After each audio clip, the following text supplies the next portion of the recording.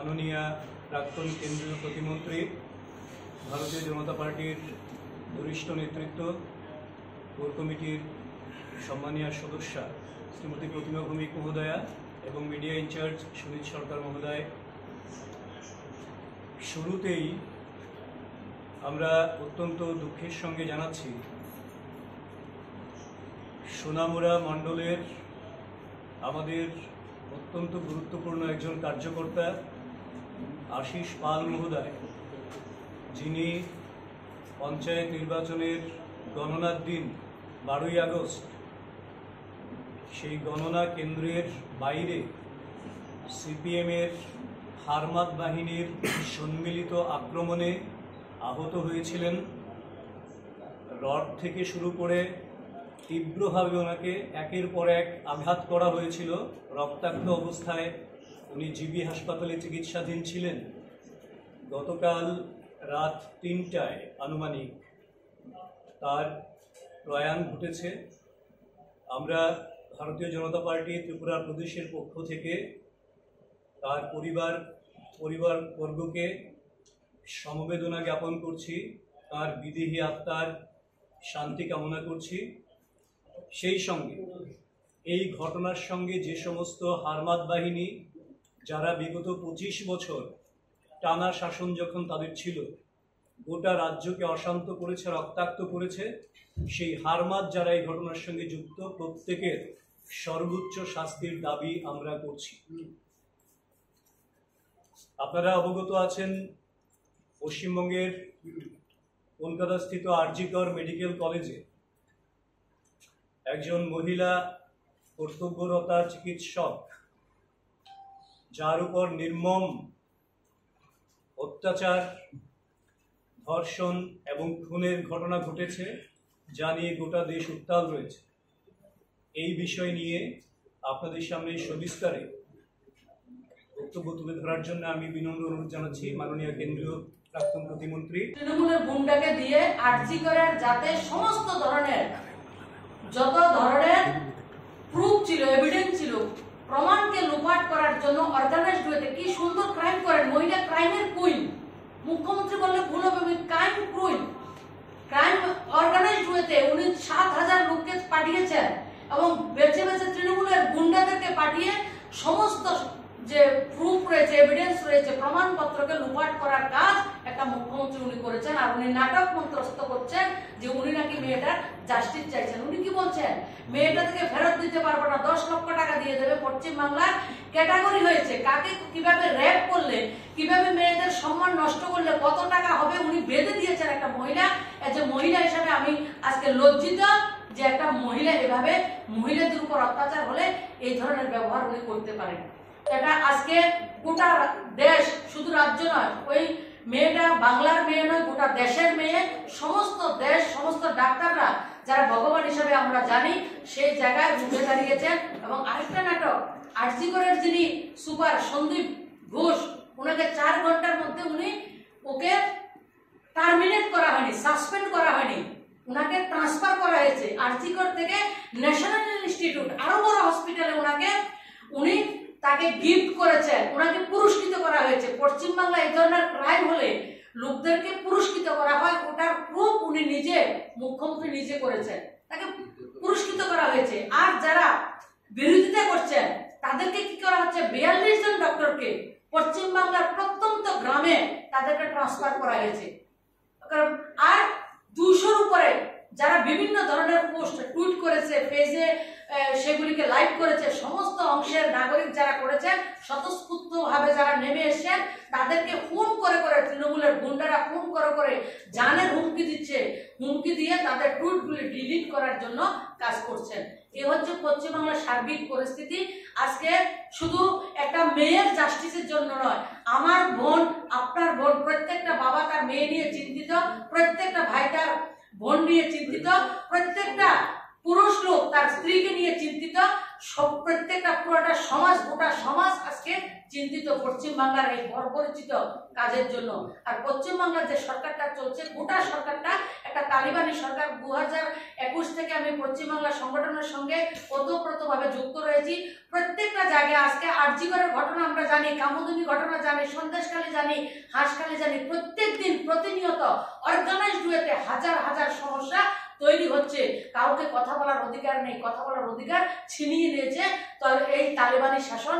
পশ্চিমবাংলার সমস্ত শাসন ব্যবস্থাটা তালেবানি কায়দায় পরিচালিত হচ্ছে। তৃণমূলের গুন্ডা দিয়ে, সরকারের কোনো কাজ নেই, পুলিশের কোনো কাজ নেই, শাসন প্রশাসন সেই জায়গায় ভুল লুণ্ঠিত, সেই জায়গায় গুন্ডাদের হাতে কুক্ষিগত হয়ে গেছে।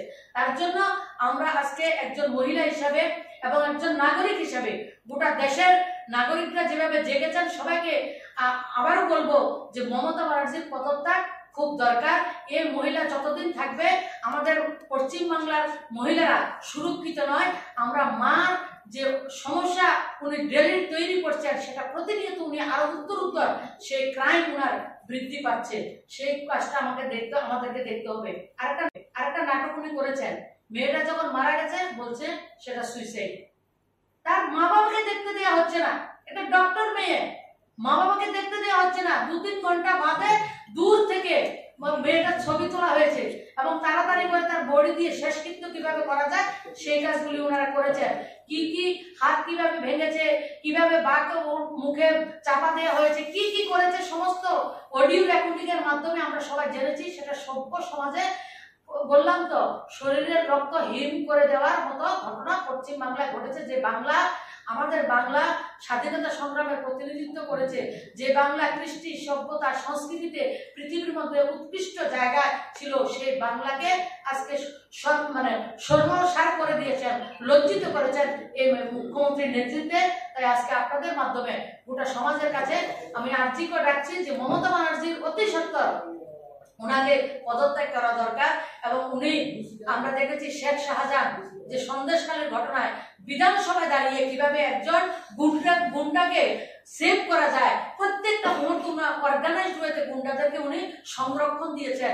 গুন্ডা সংরক্ষণ চায় না, মানুষ বাক স্বাধীনতা চায়। মানুষ যারা বলছেন সংবিধান, রাহুল গান্ধী এর কোম্পানি, ইন্ডিয়া জোটের কোম্পানি, আপনার ডেরিক ওবরয়, মহুয়া মিত্র, ওরা কোথায় আজকে? যারা কথায় কথায় সংবিধান নিয়ে কথা বলছেন, যারা সংবিধানে কয়টা পেজ আছে, কয়টা ধারা আছে সেটা জানেন না, একটা নোটবুক বুকে নিয়ে সংবিধানের নাটক করছেন। সংবিধান কার? যে মেয়েটার দর্শন হয়ে, গণদর্শন হয়েছে, মৃত্যু হয়েছে, তার জন্য সংবিধান নয়। সংবিধান কাদের জন্য? একটা ওবিসি বর্গের মেয়ে। সংবিধান কাদের জন্য? আজকে রাহুল গান্ধী বলুন, আজকে যিনি मैं लड़की हूँ लड़ सकती हूँ, যে প্রিয়াঙ্কা বাড্রা কথা বলেন, ওনার লড়কিওয়ালা জবাব কোথায়? যখন ইন্ডিয়া জোটের সরকার দ্বারা অর্গানাইজড ওয়েতে ক্রাইম হয়, তখন ইন্ডিয়া জোটের কোনো নেতার কথা বেরো না। তারা সব সময় একটা বর্গের জন্য কাজ করেন, সব সময় ভোটের রাজনীতি করেন, তারা মানুষকে তুষ্টিকরণের রাজনীতি করেন, এপিসমেন্টের রাজনীতি করছেন। তার জন্য ওয়েস্ট বেঙ্গলে যে এত বড় একটা ক্রাইম হয়েছে, রাহুল গান্ধী বলুন, প্রিয়াঙ্কা গান্ধী বলুন, আজকে যারা ইন্ডিয়া জোটের অখিলেশ যাদব বলুন, প্রিয়াঙ্কা চতুর্বেদী বলুন, কোন জয়া বচ্চন, যারা লম্বা লম্বা কথা বলছেন, একজনের কিন্তু কথা আমরা শুনতে পাচ্ছি না। তারা ভারতবর্ষকে, গোটা দেশের মধ্যে পশ্চিমবাংলা যেভাবে শাসন চলছে, এই ধরনের শাসন তারা চান। এবং কংগ্রেসে যারা নেতৃত্ব রয়েছে, তারা কখনো গোটা ভারতবর্ষ নিয়ে রাজনীতি করেননি, তারা সার্টেন সমাজকে নিয়ে রাজনীতি করেছেন। এবং ভারতবর্ষকে তারা সবসময় চায় অস্থিরতা থাকলে তারা রাজনীতি করতে পারবেন। তাই আজকের এই ঘটনায় প্রমাণিত হয় যে উনি অর্গানাইজড ওয়েতে কত কৌরি কাজ করেছেন, যে পুষ্পটাম থেকে শুরু করে সমস্ত কিছুতে উনি সেটাকে বাধা দানের চেষ্টা করেছেন, এবং যাতে মেয়েটা জাস্টিস না পায় তার সমস্ত রকম ব্যবস্থা করেছেন। এবং আমরা আশা করি সিবিআই এসছে, কিন্তু ওনারা তো অনেক প্রমাণ লুপাট করেছেন, তারপর আমরা আশাবাদী আমাদের মেয়ে জাস্টিস পাবে। এবং আমরা আজকের এই সাংবাদিক সম্মেলনের মাধ্যমে জোরদার ভাবে আবেদন রাখছি, মমতা ব্যানার্জির বিরুদ্ধে গণ অভ্যুত্থানের মাধ্যমে হলো ওনার সরকারের পদত্যাগ করা, ওনার সরকার থেকে পদত্যাগ করা পশ্চিমবাংলার ভবিষ্যতের জন্য খুব দরকার, সেটা আমি মনে করি। এবং তিনি পিজিটি কোর্স করছেন 3rd ইয়ারে। আমাদের মেয়ের নৃশংসভাবে গণধর্ষণ এবং নৃশংসভাবে তাকে হত্যা করা হয়েছে। তাছাড়া গত 12 তারিখ পঞ্চায়েত নির্বাচনের রেজাল্ট ছিল। আশিস পাল নামের আমাদের সুনামুনা মণ্ডলের কার্যকর্তাকে তার মাথাকে কুপিয়ে চৌচির করে দেওয়া হয়েছিল। সে 12 তারিখ থেকে মৃত্যুর সঙ্গে পাঞ্জা লড়ছিলেন। আজকে আমরা বলেছেন গতকাল রাত্রেও ওনার স্বর্গবাস হয়েছে।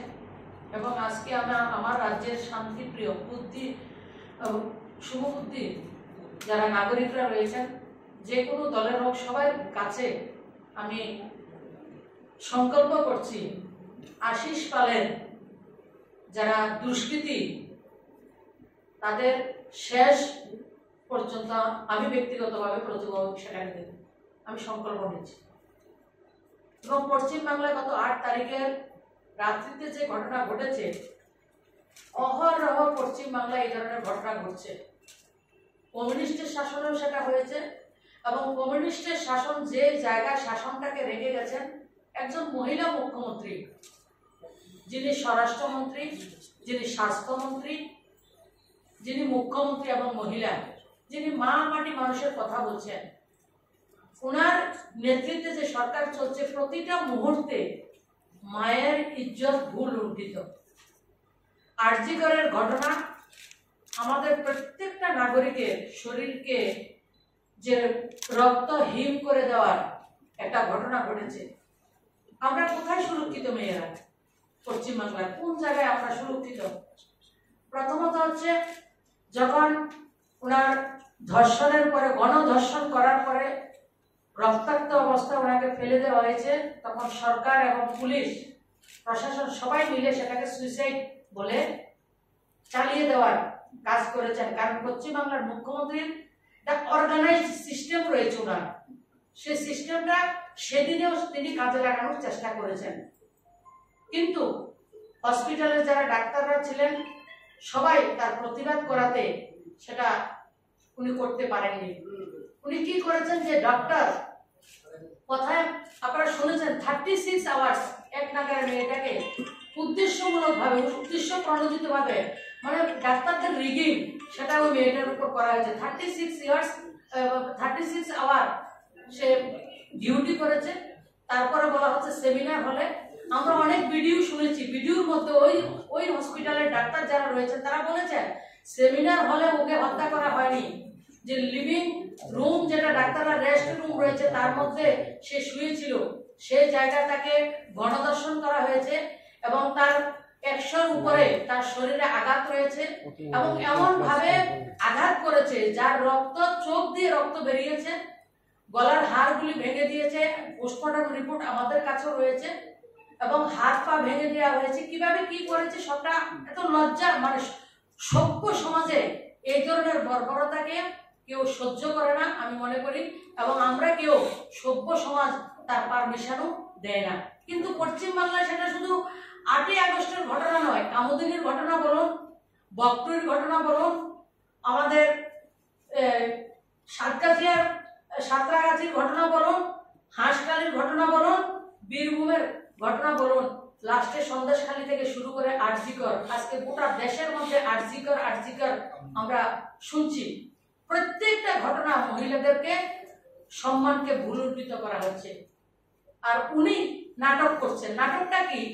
উনি স্বরাষ্ট্রমন্ত্রী, উনি স্বাস্থ্যমন্ত্রী, উনি মুখ্যমন্ত্রী, উনি প্ল্যাকার্ড নিয়ে নাটক মঞ্চস্থ করছেন।